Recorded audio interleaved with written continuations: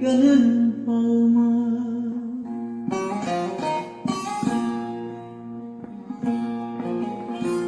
Kime ne söyleyeyim, kime ne diyeyim?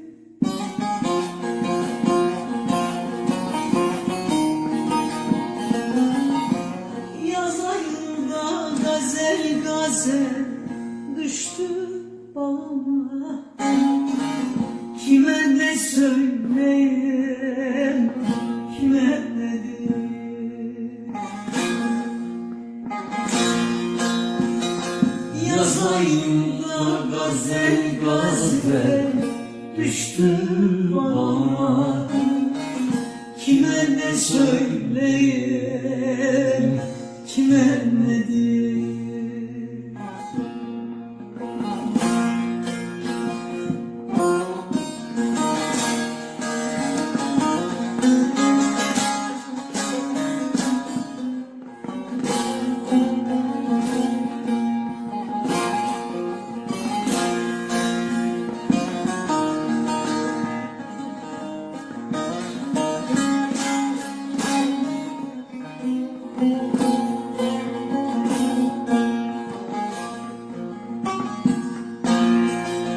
Gürledi bulutlar, yağmadı yağmur.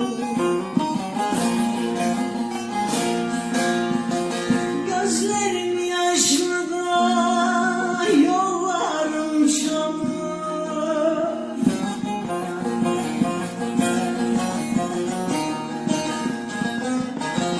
Yâre gider dedim yetmiyor ömür. Kime ne söyleyeyim, kime ne diyeyim?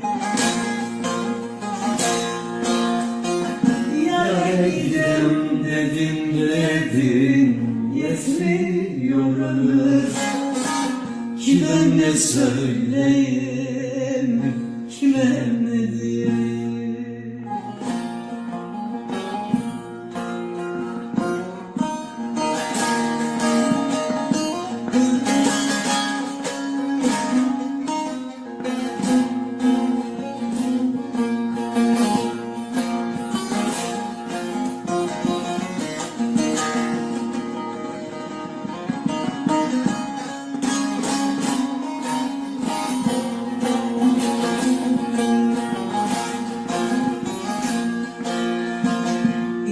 Mehmet yandı aşkın narına.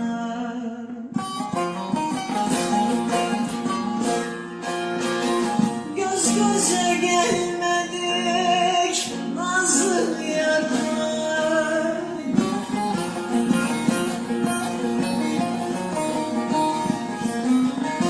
Bunca ömrüm geçti ahu sarılan. Kime ne söyleyeyim, kime ne diyeyim?